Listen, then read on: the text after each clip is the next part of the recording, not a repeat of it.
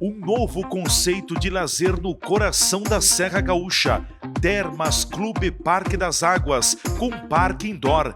Termas Clube Parque das Águas informa. A seguir, entrevista do dia. O espaço do telejornalismo diário na TV Serra. Atenção região, Farroupilha tem águas termais. Isso mesmo, o Termas Clube Parque das Águas, o mais moderno e desejado parque aquático da região, já está em funcionamento com suas águas termais. Divirta-se e relaxe em uma piscina de 100 metros quadrados e 6 piscinas de hidromassagem com água termal a mais de 37 graus. E mais, sauna, cascatas naturais, churrasqueira, parque infantil, tudo isso em meio à natureza exuberante da região. E vem aí o Parque Indoor Termas Clube Parque das Águas. Informações pelo fone WhatsApp.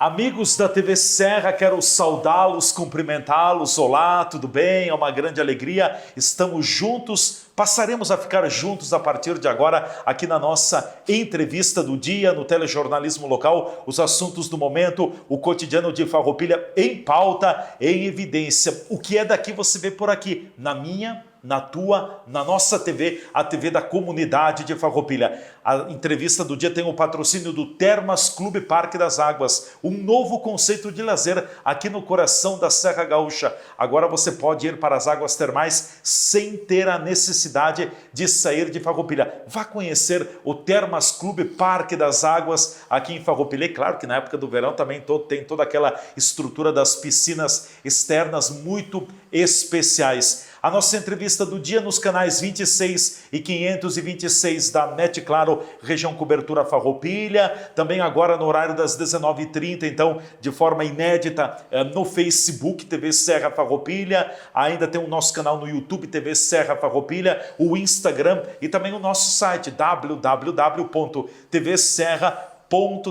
Ali você encontra os conteúdos do dia e também um streaming com a programação, um link com a programação que passa direto nos canais da NET. Então, meu amigo, minha amiga, é muito fácil estar sempre com a gente. Olha aqui, ó, câmera aberta.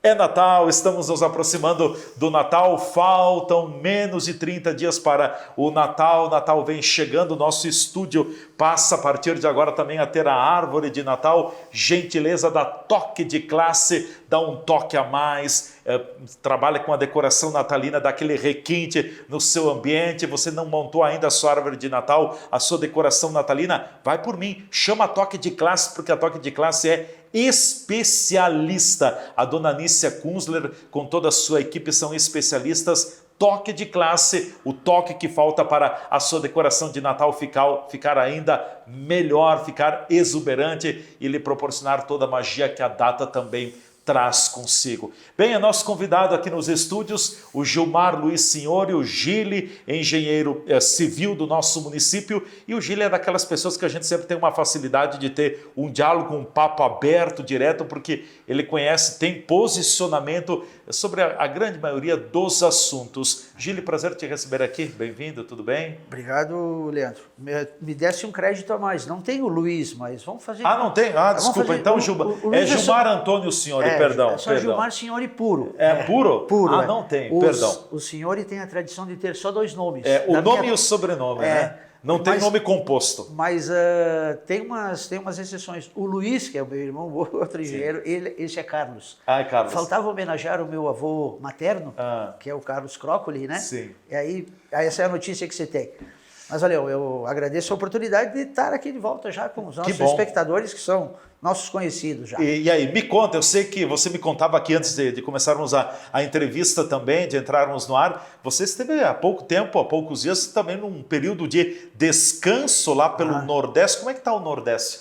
Olha, a gente esteve lá em Porto Seguro. Na Bahia? Na Bahia. E, claro, eu podia dizer para os espectadores que eu já estive mais de uma vez lá. Mas é tão bom que volta duas, três. Volta, por que a gente entendeu assim? Nós fomos em 3 casais, né? 3 casais de amigos que normalmente viajam. E eu acho que uma das virtudes é que de volta, hoje existe um voo direto que faz Porto Alegre... Porto Seguro. Porto Seguro. Ah, bate e volta. Bate e volta. Então isso minimiza tempo, a gente ganha praticamente um dia, dos poucos dias que se permite, né? Então ali tinha o feriado da terça-feira, né, Leandro? Sim. E a gente engatou isso aí. Emendou tudo junto. Emendou tudo, então praticamente se ganha um dia. O voo é cedinho, matinal, Sim. né? Então, e o que eu vejo lá, para quem já conhece mais ou menos, eu poderia dizer, eu fui quando eu tinha uns 20 anos atrás, eu já estive lá. E mais ou menos a cidade vive em torno de serviços e comércio. Então, a parte industrial do Nordeste, realmente, ela deixa muito a desejar. E eu acho talvez isso que justifique uma das partes daquilo que a gente sempre falou, né? Desse povo que é mais vinculado à dificuldade da iniciativa, de tomar a iniciativa, de empreender, de ousar, de arriscar, né? Isso a gente nota que não é de muitos, né? Embora Porto Seguro tenha 150 mil habitantes, é uma grande cidade, né? Sim. Mas a gente nota, assim como dos outros lugares também que eu visitei no Nordeste, e principalmente nos lugares mais turísticos, capitais e tal, muito, muito, muito vinculado a comércio e serviço, a indústria. Então, a economia está calcada nesses dois pilares. Então a gente nota assim, isso talvez reflete também um pouco da questão eleitoral. Isso para mim reflete também um pouco da questão da natureza populacional. Sim. Eles estão mais interessados numa manutenção do que está, aquele ditado, como tá bom. Tá bom, do que o risco de empreender, de arriscar-se. Me disse um lá, que vendia redes, olha, é preferível, ele disse, meu pai, ganhar 600 da forma como está, do que trabalhar arduamente para receber 1.200. Isso é uma cultura, sabe? Então, isso de uma certa maneira, não depõe contra o povo, mas de uma certa maneira cria, na minha opinião, uma referência em relação à forma como se procedeu a eleição, ou como tem se procedido nos últimos anos, né? Em que ainda tu tem, na grande maioria das capitais, famílias que ainda dominam a parte política, basta verificar da Bahia ao Amazonas, ela é praticamente passada de geração para geração, sim, né? Sim. Então a gente tem isso aí ainda. Um rapaz que nós estávamos ali tomando uma cervejinha, o sol, e ele era um poeta. E ele ainda diz isso, que a escravidão, de uma certa maneira, o coronelismo, ele ainda está lá no Nordeste. Ainda está enraizado. Ele está enraizado. Sim. Ele está disfarçado. Né? Teoricamente, há uma democracia, mas ele disse, isso não se verifica. Isso não se verifica. E ele disse, olha, aqui na minha cidade tem 12 vereadores, 11 são do PT. 11 do PT. 11 do PT. Foi o que ele disse. Eu não, Poxa, ele estava lá ofertando 80, 90%. Um livreto. E o outro é pedetista, ou seja, mais alinhado com a esquerda do que com a direita. Sim.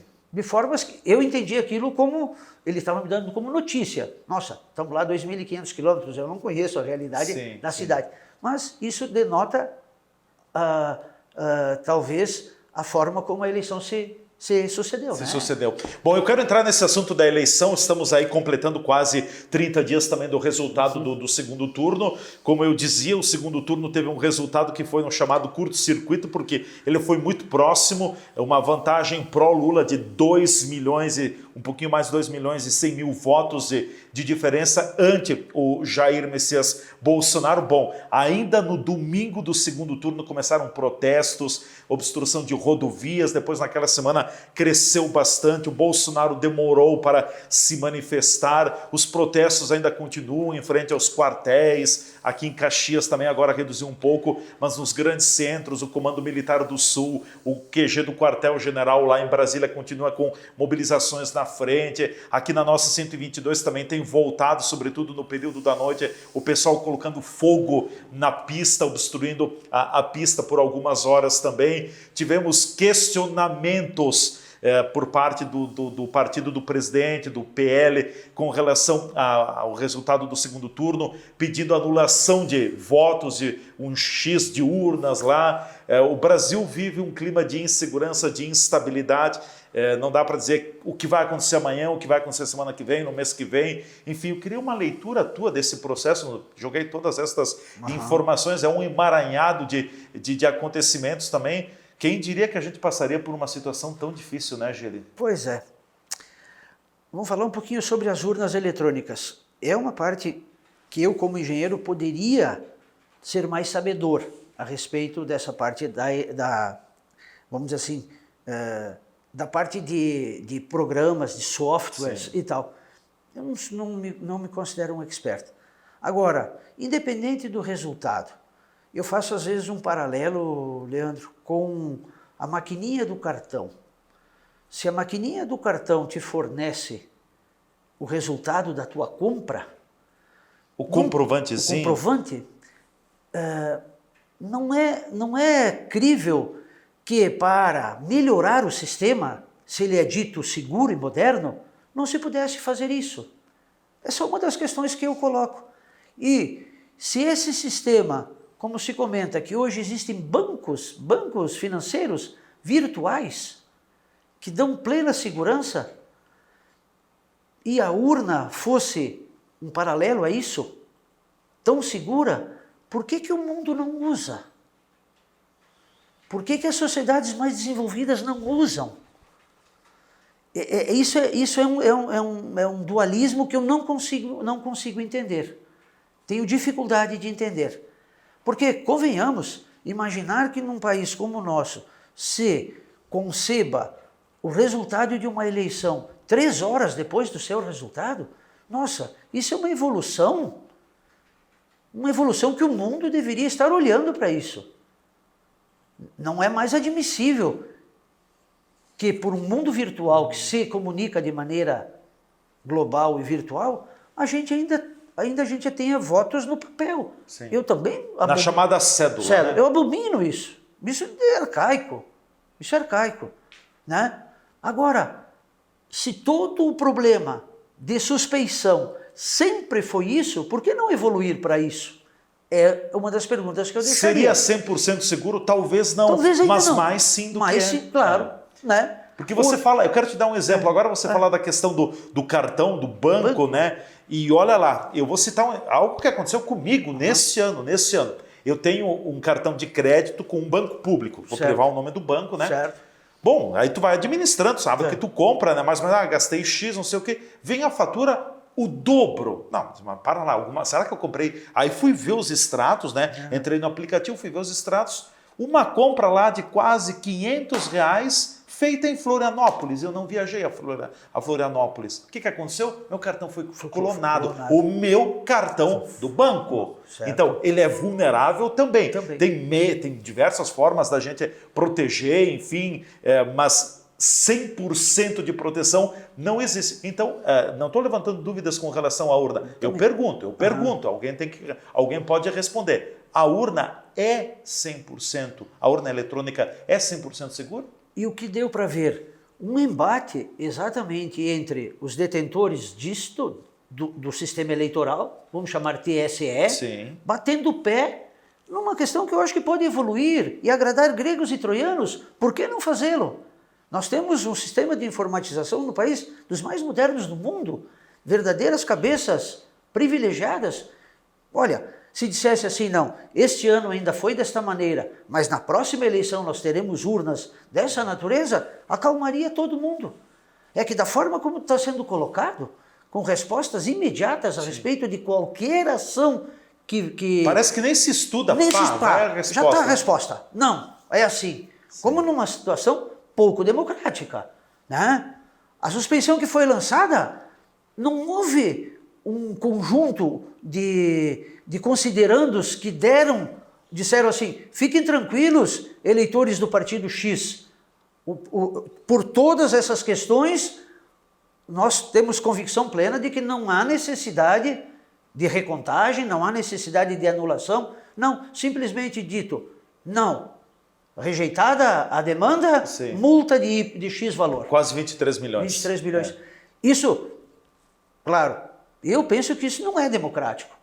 Democrático é tu dizer, eu estou convicto disso, por isso, por isso e por isso. E não sou eu, presidente, que estou dizendo, é a minha retaguarda que entende muito mais do que eu de informática do que eu. Com certeza. É por isso que eu temo assim pelo futuro, porque o tensionamento está muito grande. A corda está cada vez mais esticada. Diz o italiano, tira e tira, na hora ela se espaca. Claro. Quer dizer, está puxando, está tensionando.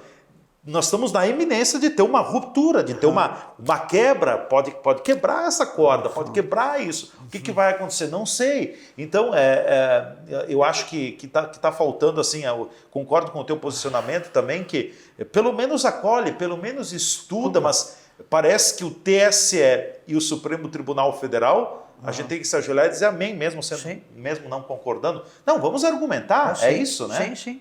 Olha, eu por força de ofício, eu já fiz muitas perícias judiciais, Leandro. Olha, eu queria dizer assim, em várias que eu tive o privilégio de ver as decisões, perícias do campo técnico, né? Não, sim. então, mas muitas vezes os procuradores, né, depois me deram notícia da sentença. Ô, Leandro, a sentença é um instrumento muito abalizado, com um monte de jurisprudências. Não é uma coisa assim, o juiz olhou e disse, esta é a resposta, eu condeno, eu absolvo. A resposta vem respaldada. Mas, nossa, com um conjunto de coisas que a pessoa pode dizer assim, bom, eu discordo disso. E até um juiz que atua na nossa comarca disse, eu também não sou infalível, eu sou passível. Mas se a parte entender de que eu errei, recorre a uma instância superior a mim. Sim. Mas quando tu está lidando com o Supremo ou o TSE, ele é a instância superior. É o chamado fim da linha. Fim da linha. A maior detentora disso, que deveria dizer com mais tempo, com mais propriedade, com muito mais argumentação, ela nos, vamos dizer assim, nos agride no sentido de respostas monocráticas e taxativas. Sim. Sem uma discussão mais profunda, claro. Ou uma argumentação mais profunda, né? Sim. Deu a impressão de gato e rato, brigando nitidamente dois contendos, né? Quando ele, na verdade, é uma instância superior. Eu dizia ainda no segundo turno, quem me acompanhava no processo eleitoral, eu dizia que independente de quem ganhasse a eleição, Lula ou Bolsonaro, depois, claro, a partir do primeiro turno configurou muito mais isso, né? Não teria uma vida fácil, porque o Congresso Nacional, agora o Congresso Nacional tem um poder muito grande. Onde estão as atenções no momento? As atenções no momento estão para o anúncio, principalmente do ministro da Economia, do presidente eleito, dos ministros, mas o foco está na eleição da presidência da Câmara e na presidência do Senado Federal. E a gente tem um Congresso que ganhou no primeiro turno, na eleição desse ano, uma musculatura mais de direita. Qual é que é a tua análise nessa compostura, nessa composição, melhor dizendo, do Congresso com o novo presidente eleito? Não vai ser um mandato que Lula teve lá nos anos 2002, 2006, né? Nem muito menos o Fernando Henrique. Né?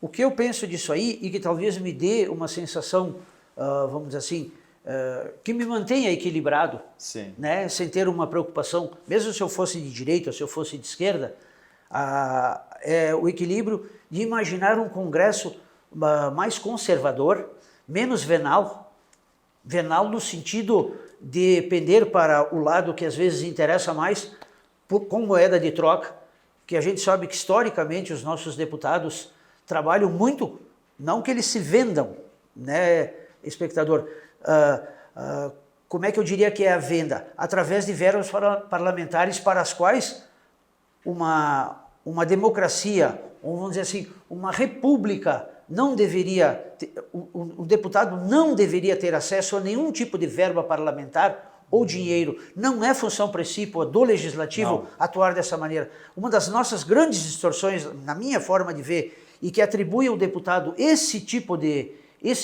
facilitação para lidar com o executivo, é que ele tem acesso a uma verba para levar aos seus municípios. Que, na verdade, o Congresso Nacional se tornou um balcão de negócios. Bom, isto talvez reflita exatamente a coisa. Por isso que fica fácil dele pender para os determinados lados. A minha sensação é de que talvez nós, em função dessa eleição que privilegiou, vamos dizer assim, ou deu legitimidade mais a um percentual de direita, né, deixa o Congresso um pouquinho mais engessado no sentido dessa volatilidade de acordo com as minhas pretensões pessoais e não uma pretensão macro que seria o interesse geral de quando o Congresso. A olhar a composição do Congresso Nacional, da forma como ele foi, tem uma composição mais à direita. Teoricamente, seria muito difícil, não estou dizendo que é impossível, seria um grande obstáculo para o presidente eleito Lula. Certo. Ou seja, ele não governa só com os partidos que fizeram parte da federação, da campanha dele, enfim, ele não governa com isso. Ele vai ter que negociar com o Congresso. A minha interrogação é, como é que vai ser essa negociação? Quantos irão, mesmo estando da direita, para a base do Lula? Certo. Quantos não irão? Ainda esse cenário me parece que ele não está definido. E se o Congresso quer, o Congresso breca o Brasil. Em outras palavras, é isso. Exatamente. Então, por isso que eu fico com uma sensação assim, mais tranquila, no sentido de que ele, obrigatoriamente, se ele tendia a definições mais radicais, como aconteceram, por exemplo, Venezuela, Argentina, que são os exemplos mais recentes e coisa parecida, de nos transformar nisso, que é o que eu vejo espelhado do que tudo que fala à direita, né? Sim. Eu não consigo ver que talvez com um projeto muito semeado, né, muito bem semeado, manutenção disso por longos e longos anos, se tem uma situação dessa. Mas eu quero acreditar que o Congresso, da forma como ele se constituiu, ele vai fazer um equilíbrio entre, talvez, entre as pretensões, vamos dizer, de curto tempo, de curto espaço de tempo, pelo menos que ele vai dar uma amenizada, por assim dizer, né, Leandro? Com certeza. Não adianta o presidente querer entrar de sola, porque não vai dar certo. Fazer grandes modificações, que isso vai quebrar a cara. Vai impactar exatamente essa figura. Além de que ele já tem só metade da população, né, alinhada, e querendo ou não, o grande empresariado esteve demonstrado muito mais à direita, sim. E querendo ou não querendo, quem faz a riqueza do país, quem produz o PIB, o Produto Interno Bruto, está muito vinculado ao processo industrial e o processo comercial. Me parece que o presidente vai ter que ter um bom jogo de cintura, com toda a certeza. Com certeza. Bom, nós vamos para o nosso intervalo, em seguida a gente volta falando mais, nós vamos tratar na sequência sobre o novo Plano Diretor de Desenvolvimento Urbano e Ambiental de Farroupilha. Claro, ainda não tem o plano, mas enfim, já tem estudos, tem sugestões. O Gil em seguida vai comentar alguma coisa com a gente volta em seguida.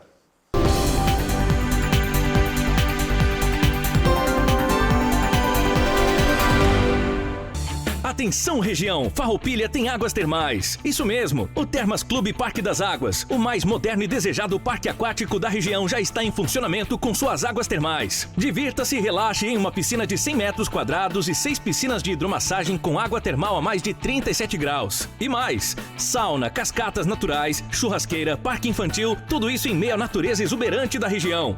E vem aí o Parque Indoor Termas Clube Parque das Águas. Informações pelo fone WhatsApp. Estar perto do comércio e o pequeno produtor, um futuro pra valer, de união com mais amor. É minha cidade que vejo crescer, a felicidade a poucos metros de você.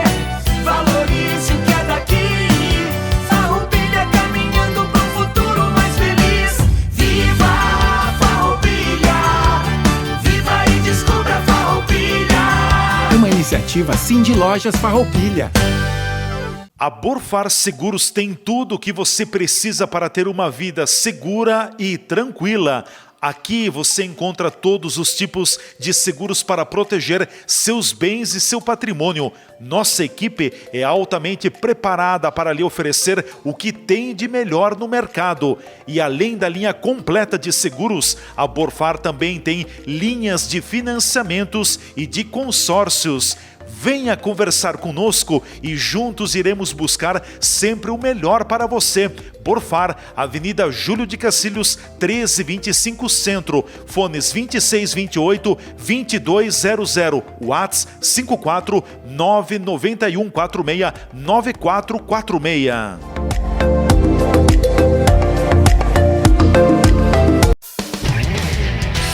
Estas imagens que você está vendo aí são das 4 unidades do Grupo Bigfer no país. Nossas fábricas têm mais de 100 mil metros quadrados de área construída e estão instaladas em Farroupilha, no Rio Grande do Sul, em Curitiba, no Paraná e em Votuporanga, em São Paulo. Somos o maior fabricante de acessórios para móveis da América Latina. Produzimos mais de 10 mil itens que atendem aos mercados moveleiro, metal mecânico, linha branca, metais sanitários e supermercadista no Brasil e no exterior. Temos frota própria, o que agiliza a entrega dos produtos de nosso catálogo para clientes de todo o território nacional. Estamos andando no caminho certo.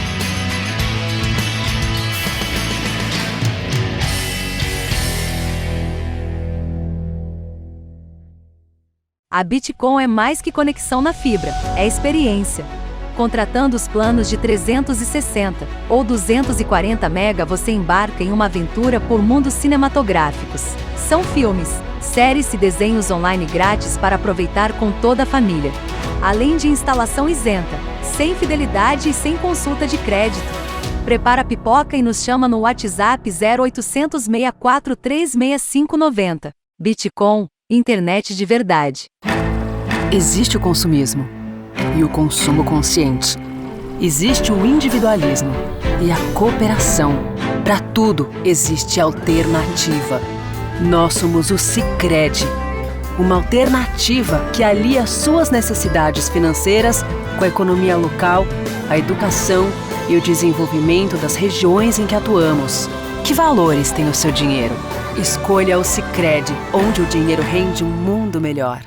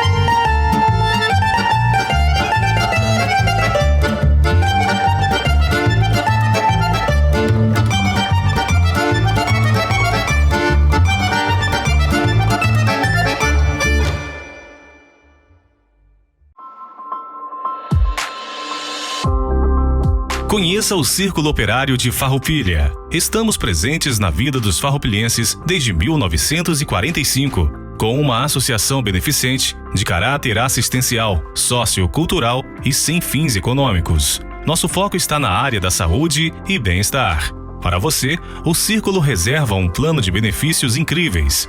Descontos em médicos com clínicos gerais, cardiologistas, oftalmologistas, odontologistas, psicólogos e diversos outros especialistas. Nosso associado possui também desconto em laboratórios, clínicas, no comércio e nosso convênio com o Hospital Beneficente São Carlos. Sem falar nos preços incríveis na nossa farmácia, que conta também com o programa Aqui Tem Farmácia Popular. Além desses benefícios, o Círculo Operário, em sua sede, possui clínico geral, odontologista e serviços farmacêuticos. Com tudo isso que oferecemos, chegou a sua vez de se associar ao Círculo Operário de Farroupilha. Venha nos conhecer mais de perto, pois aqui você tem um círculo completo de cuidados para você e sua família.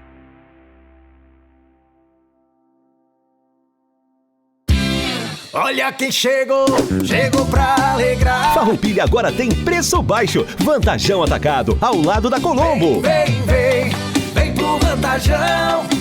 Preço baixo é preço Vantajão.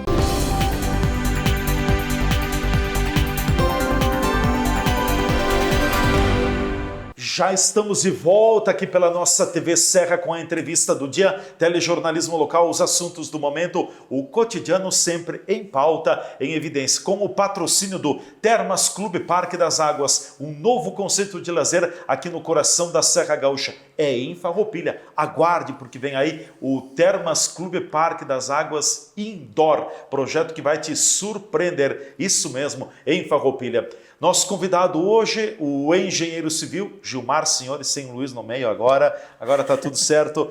Gili, eu queria comentar contigo, eu sei que tu tens acompanhado também e tu és, nessa área, tu tens um conhecimento mais aguçado ainda também, porque quando a gente fala no plano diretor de um município, na verdade aqui a nomenclatura é Plano Diretor de Desenvolvimento Urbano e Ambiental de Farroupilha. Vamos simplificar, Plano Diretor. Todos os municípios têm isso. É o conjunto de regramento que vai possibilitar o crescimento, a construção, o que pode, o que não pode. Em outras palavras, uma metáfora, é a Constituição, não federal, mas a Constituição do município no que pode, no que tange ao crescimento, ao desenvolvimento, construções nesse sentido. E o nosso plano, ele já tem mais de 10 anos, desde a última vez que ele foi revisto, e agora preconiza que ele tem que ser novamente revisto, é isso? Sim. De acordo, eu não sei bem o número da lei, mas o Estatuto da Cidade prevê que de 10 em 10 anos ele obrigatoriamente ele tenha que ser revisto no seu todo. Ou pelo menos dar um F5, atualizar ele. Atualizar. Né? E na medida em que ele é um organismo vivo, né? Ele não é engessado, sempre que tem alterações, mas em relação às modificações de plano diretor, como ele é lei e tudo, todas as modificações obrigatoriamente passam pela Câmara de Vereadores, né? Ele sempre se fazem emendas e coisas dessa natureza. Então, por força de lei agora, ele tinha, pela imagem que eu tenho, ele deveria ter sido revisto até no ano passado, mas em função de pandemia, alguns prazos... Foi protelado foram dilatados, né? E acho que também a pessoa mais indicada, vamos dizer assim, para tudo isso poderia ser a nossa secretária. Com certeza. Minha colega Cristiane Girelli, né? Mas a minha função ali, a convite do prefeito como voluntário, né? Foi, Leandro, de fazer uma espécie de interface entre o corpo técnico do município e alguém que já atua há 40 anos no município, né? De fazer também a visão do empreendedor, a visão do engenheiro, né? Mas eu até classifiquei isso para o prefeito, eu disse, olha, nessas questões eu só me considero 10% engenheiro e 10% construtor. 80% sou cidadão, né? A cidade que me interessa é a cidade que vai interessar aos meus filhos, que vai interessar aos teus, Leandro, e a coletividade como um todo. Não pode ser só o interesse daquele que quer só empreender e tal. Então, a convite do prefeito, estive, né, fazendo isso e dando a minha contribuição muito personalizada, né? Então, o plano ele foi coordenado por uma equipe técnica multidisciplinar do município e também, do ponto de vista da elaboração, por um expert, que é o professor Adir Rec, né? Adir Ubaldo Rec. Então, o Leandro poderia fazer depois foi secretário de planejamento muitos anos em Caxias do Sul, arquiteto, urbanista, tem um conhecimento muito grande. Ele é advogado, ele domina muito legislação, ele é mestrado, doutorado nessas questões urbanistas, né? Então, houve toda uma contribuição. O trabalho foi apresentado agora para a nossa entidade de classe, né? Para quem talvez seja do corpo técnico que o aplica... Foi apresentado para a FEA, para né? a FEA. A entidade, o município entendeu de apresentar ali para a entidade, em seguida fará a apresentação para outras entidades. Outras entidades, SIC, depois Concidade e tal, né? E depois virá com certeza para audiência pública e todos mais. Todos devem opinar nas questões. O que daria para dizer? Sempre que se revisa, o que se objetiva? Ver se aquele direcionamento, né, ele ocorreu da forma como se previa ou se houve, de forma diversa, uma necessidade de corrigir rota. Né? Então, algumas críticas foram feitas, né, dentre as quais se entendeu de que precisavam ser criadas Eu vou fazer um parênteses aqui para que talvez o espectador tenha uma ideia. Embora, para efeitos de cidade, você more em bairros, dentre os quais um é o centro, né? Sim. O plano diretor não se regula assim. Ele se regula por zoneamentos, zonas de uso, que a gente chama. Então, num determinado bairro, eu posso estar no bairro X e ter lá 3 zonas de uso inseridas no mesmo bairro, né? Então, isso não tem outro jeito. Tem que abrir o mapa da cidade, né? E até bem pouco tempo atrás, o plano diretor só atuava na área urbana do município, no perímetro, naquilo desenhado como o que a gente chama de urbano. O rural não tinha legislação. Agora mudou. Desde 2009 nós já temos legislação para todas as áreas rurais. Ou seja, a título também de informação, hoje se tu fosse fazer uma residência lá na nossa divisa, hoje o município licencia qualquer obra e tem poder de embargo para qualquer obra no município de Farroupilha. Desde 2009 isso é parte já da legislação. Então, o plano diretor busca basicamente promover esse desenvolvimento harmônico, tanto na questão das edificações, como no planejamento viário, né? Ruas, FRs municipais, todas essas questões, nos usos possíveis. Isso diz muito respeito às atividades que se permitirão ser exercidas dentro do contexto urbano e rural, né? Então, isso tudo é discutido. Uma evolução que eu não participei da última revisão, eu sei que ela foi dirigida por um arquiteto caxiense, o Marchioro, o Edson Marchioro, a equipe do Edson, juntamente com a município, né? E o que se viu ali, normalmente isso não tem crítica, porque são visões, é como tu imagina, né? Só para se ter ideia, este plano que está em vigor, ele imaginou, Leandro, que a cidade teria uma tendência de desenvolvimento para o norte, vamos chamar região de Caxias, para aquele lado, vamos dizer, onde era o pedágio. Não se evidenciou. O que é que se evidenciou? Exatamente o contrário. Nós fomos lá para o loteamento Espírito Santo, anexo ao 1º de Maio, Monte Verde, Cooperativo, quer dizer... Setor Sul. Setor Sul. Então, nós precisamos fazer uma mudança de rota nesse plano. Sim. O que se pensou que poderia ser ali um fomento, um incentivo para as construções e tal, a gente tem que dar uma revisada, porque a gente precisa olhar para esse lado. E assim é que o plano se define. Então, ele foi definido eu não diria assim com mais zonas de uso, até as zonas de uso não foram muito alteradas. O que se criou foi dentro desse, vamos dizer assim, desse tecido que compõe a Farroupilha, setores. Esta é talvez que é a grande diferença. Então ele tem vários setores e dentro desses setores, e aí envolve o rural e o urbano, zoneamentos.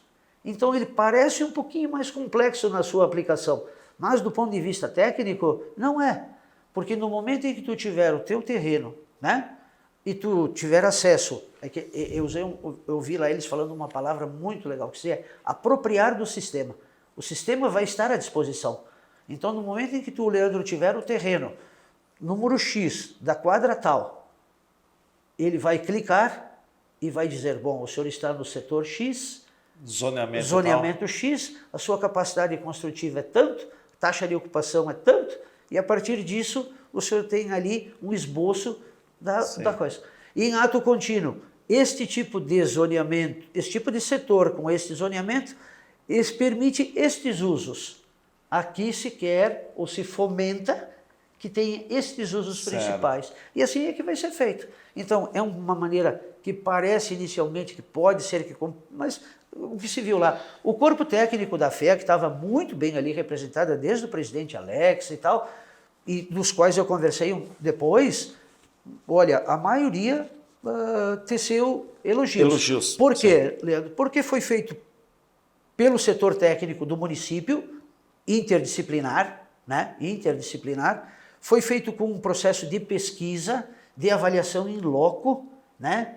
Então, e hoje, para terminar assim, hoje o município tem recursos do ponto de vista cartográficos que não tinha 10 anos atrás e muito menos há 40 anos atrás. Então hoje existem ferramentas que permitem que tu faça determinado tipo de coisa de maneira muito diversa que se podia fazer há até bem pouquinho tempo atrás. Com certeza. Isso é um processo evolutivo. Gili, eu quero te perguntar na reta final também, porque eu sei que é um assunto que tu domina bem. Eu vou usar um termo termo bem popular, né? Tu entras no termo técnico. Certo. Farroupilha tem crescido para cima, tem verticalizado, ou a tendência de Farroupilha é construir mais horizontalmente? O que eu te digo? Te pergunto, Farroupilha tem vocação para ter mais prédios ou são construções mais baixas? Então, uma das coisas que o arquiteto Ricardo comentou para o corpo técnico é que este plano que está em vigor, Leandro, ele privilegia 2 zonas de uso que estão muito bem definidas como o nosso centro. Então, os índices construtivos para regiões centrais, para tu ter ideia, a gente multiplica a área do terreno por 5 na melhor e por 4 na logo em seguida. E na região mais periférica, bairros e coisa parecida, assim no geral, só 1,5. Então, a imagem que transmite é que essa verticalização está proposta com grande incentivo para a região central. A forma como foi apresentado o novo plano, inclusive sem limitação de altura. Sem limitação? Hoje nós temos, para que o telespectador entenda, hoje nós temos a ilimitação de altura em Farroupilha. A limitação é dada pelos índices construtivos, o índice de aproveitamento e a taxa de ocupação. São multiplicadores, o índice é um multiplicador da área do terreno, né? Mas eu não tenho limitação. O que se entendeu? Que a gente deveria promover uma limitação. O plano estabeleceu, o novo plano, a nova proposta estabelece limitação para qualquer setor em qualquer zona de uso. Propõe uma limitação. Porque hoje, se quer se construir um edifício aqui com 50 andares, no centro constrói. Não, sem problema nenhum. Tranquilo, então, não tem limite. Não há limite. O limite é o céu. O limite é o terreno que vai dizer, né? Sim, mas à medida que tu aumenta o tamanho do lote, tu tem quadra, tu tem possibilidade de fazer, né? Bom, então, e outra, talvez o que justifique talvez essa limitação é que a gente tem uma cidade de serra, uma cidade que produz grandes problemas de sombreamento, que nós temos muito problema desse tipo de natureza. Existem regiões como da Grande Porto Alegre que desconhecem serração, desconhecem mofo. Nós temos isso presente no nosso dia a dia. E como a gente diz, o cidadão, não o engenheiro, não o construtor, ele precisa se preocupar com o vizinho, porque o plano, no seu cerne, em relação à edificação, Leandro, ele só tem uma preocupação, não é com o empreendimento que eu estou fazendo, é com os efeitos que ele produz em relação aos meus 4 vizinhos. A preocupação do plano diretor, no cerne da edificação, não é o prédio, é sempre o sombreamento, o túnel de vento que eu vou produzir em relação às ruas, corrente público, sombreamento, insolação a vizinho, aeração, ventilação, todas essas coisas. É isso que diz o plano. Isso. É como eu, na minha edificação, me regulo em relação aos meus 4 vizinhos. Por isso que a gente tem que se preocupar, não só como construtor, tem que se preocupar como cidadão. Essa é uma das questões. Ela foi muito discutida. Foi bastante discutida. Foi muito discutida. E isso implica no seguinte, sempre que tu reduz, porque normalmente os nossos planos, eles sempre foram mais permissivos, eles foram dando mais permissividades. Eles podem ter reduzido usos, tentado regular usos, por exemplo, aqui não se quer uma transportadora, aqui não se quer tal coisa, mas eles sempre foram muito maleáveis nesse sentido. E os índices de aproveitamento que medem a capacidade construtiva nunca foram diminuídos. Estão se propondo diminuição nesses índices, porque Farroupilha verticaliza também, porque tem os melhores índices construtivos de toda a região. Do que Caxias, do que Bento, do que Garibaldi, do que de Barbosa, sem dúvida nenhuma, né? Então, isso também não é ruim, ter índices construtivos, mas nós precisamos fazer construções harmônicas que não desafiem a paisagem urbana, que sejam atraentes no sentido de morar, de investir, né? Eu lembro que eu comentei uma vez aqui contigo, o grande desafio é colocar vagas de estacionamento. Com certeza. Então vamos pensar, se eu vou fazer essa edificação de 50 pavimentos, sei lá, com quantas unidades, aonde eu coloco as vagas? Quantas garagens, Quantas garagens eu preciso? Bom, tu vai me dizer, isso é questão de projeto. Sim, mas a lei não pode ser... de espaço físico. A lei não pode ser subjetiva neste ponto de deixar a coisa. Ela precisa ser limitadora. Limitadora, né?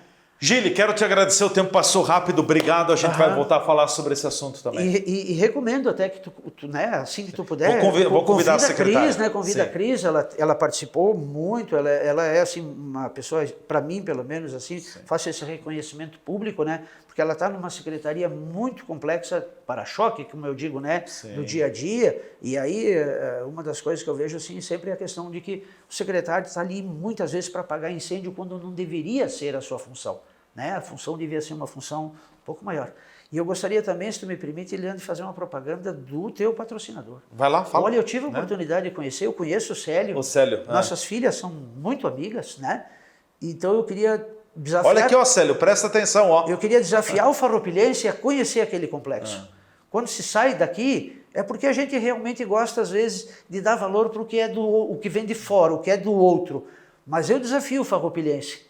Do mesmo jeito que nós temos um Salto Ventoso, guardadas as proporções, tão belo quanto o Caracol, que nós temos um Parque dos Pinheiros, tão belo quanto o Lago Negro, nós temos as coisas bonitas aqui, a gente assim, não tem essa coisa de dar valor e tal.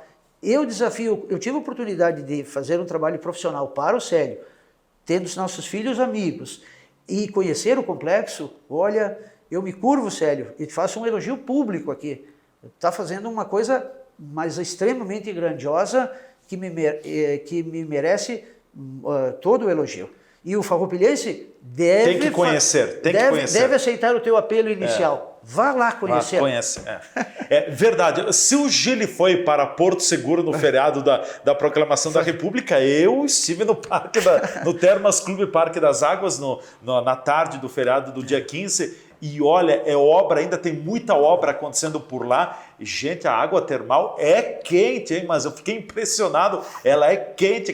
Aí tu entra naquelas piscinas que estão especiais, aí tem bem ajardinado e tudo. E tu fica lá, coisa maravilhosa, vale a pena. Recomendo então, Termas Clube Parque das Águas. É o que eu costumo dizer. Não precisa mais você sair de Farroupilha para ir às águas termais, porque temos águas termais aqui. Um grande abraço. Até amanhã com mais uma edição da nossa entrevista do dia.